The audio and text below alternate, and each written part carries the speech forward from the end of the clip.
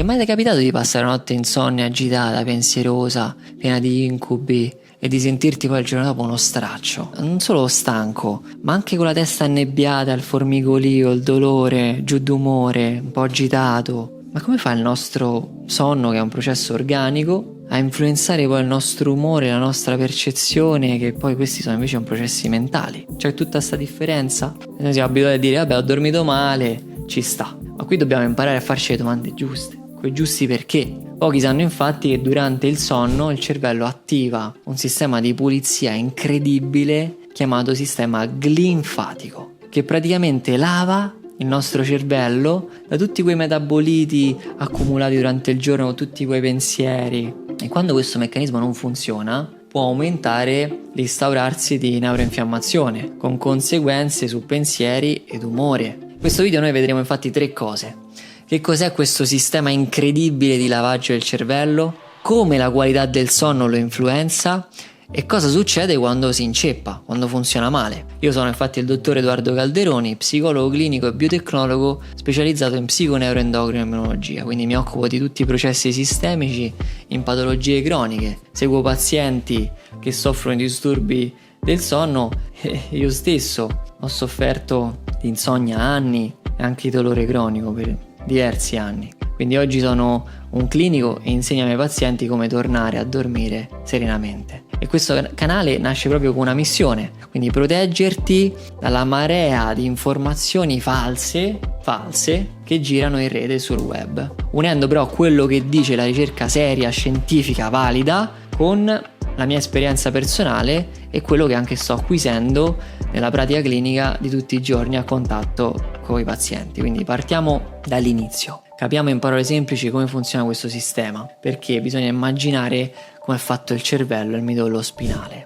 Lì avvolti in questo fluido che li protegge, questo liquido cerebrospinale, che non solo agisce come protettore da un punto di vista meccanico, quindi evitando che ci siano scombussolamenti meccanici, ma in realtà ha un'altra funzione, perché questo liquido non rimane solo all'esterno, riesce ad entrare nel cervello attraverso quelli che sono gli spazi perivascolari, quindi spazi piccolissimi, seguendo i vasi sanguigni cerebrali, scorrendo dentro questi spazi tra una cellula e l'altra, entrando nel parenchima e portando via lentamente tutti i rifiuti, tutte le scorie che produce il cervello tutti i giorni, con tutti quei pensieri, tutto quel lavoro che c'ha da fare tutti i giorni, e le portano via fuori dal cervello fino ai linfonodi del collo, dove vengono smaltiti. È un vero e proprio impianto di lavaggio, con le sue tubature, i suoi canali, incredibile. È un sistema che in realtà è rimasto sconosciuto fino a 10 anni fa, ma la domanda è, che ci interessa, quando è che questo sistema perfetto lavora al massimo? È qui che arriva la scoperta, perché non lava allo stesso modo tutti i giorni, tutte le notti. Si accende durante la notte, quando dormiamo, questo l'abbiamo capito. Quindi durante il sonno profondo si attiva questo sistema, perché in quel momento durante il sonno succedono 2 cose. La prima cosa è che i vasi sanguigni iniziano a pulsare con onde lente e regolari, come se ci fosse una pompa che spinge il liquido da fuori a dentro, portandolo fino in profondità al cervello.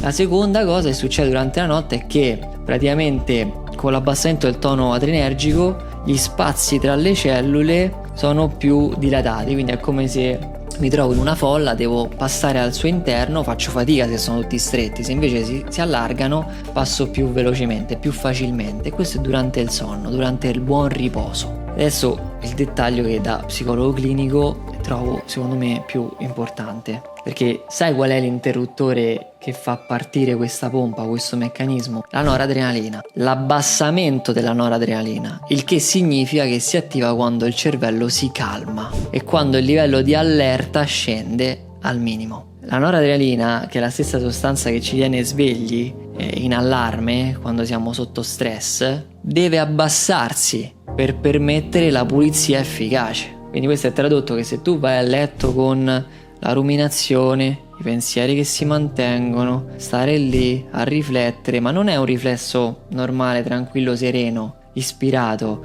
è un qualcosa che crea anche, sento quel peso, quell'ansia, quell'agitazione, quell'arousal che sale, quel senso di vuoto, e lì sappiamo già che il tono adrenergico è alto. E qui voglio fermarmi un attimo, soprattutto che se convivi con dolore cronico, stanchezza al risveglio, foschia mentale, sbalzi d'umore, se dormi male, il cervello accumula più scorie e questo significa che è più soggetto a neuroinfiammazione. E questa infiammazione amplifica a sua volta il dolore, la nebbia mentale, l'abbassamento dell'umore, l'aumento dell'ansia.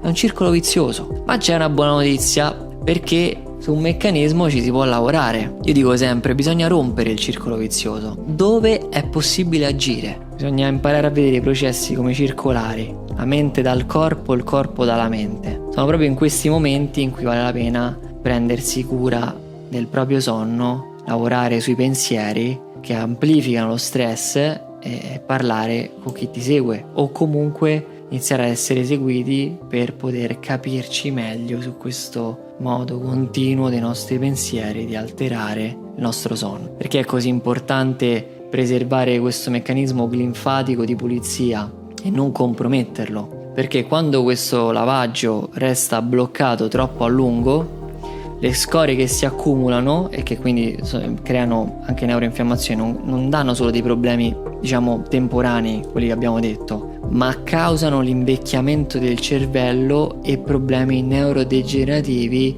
più gravi. Primo da tutti, il più studiato è quello dell'Alzheimer, ma anche il Parkinson, le demenze. In tutte queste patologie si osserva sempre una clearance cerebrale ridotta, quindi una pulizia cerebrale ridotta. Quindi tutto quello che abbiamo parlato oggi è racchiuso in una ricerca pubblicata da pochissimo su Neurobiology of Disease, che è una rivista importantissima, e ho anche realizzato un video molto più specifico da un punto di vista scientifico, per chi magari vuole approfondire, vuole sapere più il nome delle molecole, vuole vedere anche il meccanismo specifico. Insomma, chi vuole può andare a vedere quel video che io personalmente ho fatto come video di aggiornamento per colleghi, studenti e ricercatori. Ma qui limitiamoci a capire cosa puoi fare insieme al tuo medico e a chi ti cura, perché prima di tutto proteggi il tuo sonno profondo. Orari più flessibili, orari il più possibile regolari e soprattutto abbassare l'allerta un'ora prima di dormire, quindi luci basse, levare gli schermi, niente caffè, niente stimolanti a fine giornata. Un'altra cosa importante, voglio dire, è non abusare di sostanze, perché ad esempio alcune sostanze che vengono prese per dormire, sia quelle legali e non legali, è vero che ci fanno dormire, però a lungo termine alterano i livelli di noradrenalina, e se questi livelli in realtà si abbassano troppo portano allo stesso identico malfunzionamento. Quindi non solo se noi siamo super attivi non funziona bene la clearance cerebrale, ma anche se siamo troppo spenti non funziona la clearance cerebrale. Seconda cosa, impara anche a rilasciare alcuni pensieri, ad accettare alcune cose, perché lo stress e le tensioni prima di coricarsi sono deleterie. Esistono tecniche di rilassamento, esistono tecniche di respirazione, e in questo canale parleremo a breve di meditazione, parleremo anche di tutto quello che a me personalmente ha aiutato veramente tanto, dal passare a 2 ore, 3 ore, 4 quando era bellissimo riuscire a dormire male, tra l'altro, ad avere una notte con 7 ore tranquillamente di fila di sonno, a volte 8, ma 9 mi succede,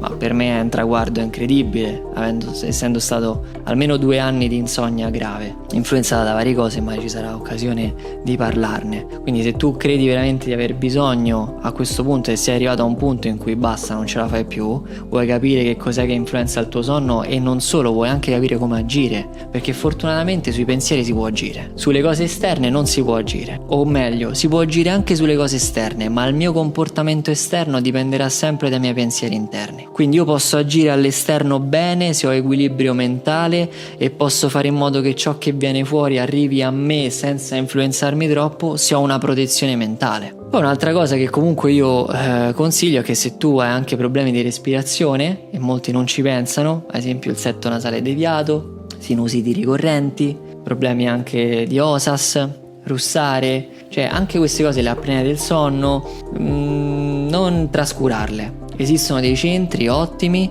che prendono in cura i pazienti sia da un punto di vista anche strutturale organico. Oggi ci sono tante terapie anche efficaci per rinforzare il palato, ci sono tante, la settoplastica, insomma ne esistono, Come anche esistono anche problemi respiratori che sono legati a processi mentali, e quindi lì bisogna parlarne con uno psicologo e affrontare la cosa per capire cos'è che altera l'equilibrio della respirazione. Quindi ci tengo a sottolineare che dormire e prendere qualcosa per dormire non sono la stessa cosa. Dormire e dormire bene non sono la stessa cosa. Non cambiare mai le terapie se già sei seguito, perché bisogna affidarsi sempre a un medico di fiducia, a un clinico di fiducia. Se non conosci un clinico di fiducia, insomma, io metto a disposizione questo canale sia per fare informazione, sia per aiutare il maggior numero di persone possibili che non sanno dove sbattere la testa, perché io ero uno di questi, a trovare una direzione, che sia un consiglio, che sia un percorso, che sia un collega. Quindi trovi tutti i miei link in descrizione. Se questo video lo ritieni utile e ti piace, insomma, quello che io sto cercando di fare con questo canale con fatica, perché poi insomma mi ritaglio questo tempo il sabato, la domenica, invece di andare al mare, che spero di riuscirci dopo, per fare qualcosa, per restituire qualcosa, perché ho preso tanto, ho imparato tanto e va restituito, perché questo è il progresso. Questo, secondo me, il futuro è che, adesso io magari parlo a te a distanza, ma non escludo che un giorno incontrerò le persone che seguiranno questo canale, perché tutti crediamo in qualcosa di più grande, tutti teniamo alla salute e vogliamo capire come raggiungere la salute, come stare bene, non felici, non in pace, in equilibrio, con o senza patologie, perché si può riuscire a stare in pace, in equilibrio anche con una diagnosi, e questo ho la certezza di questo. Quindi insomma, un saluto a tutti e ci vediamo alla prossima.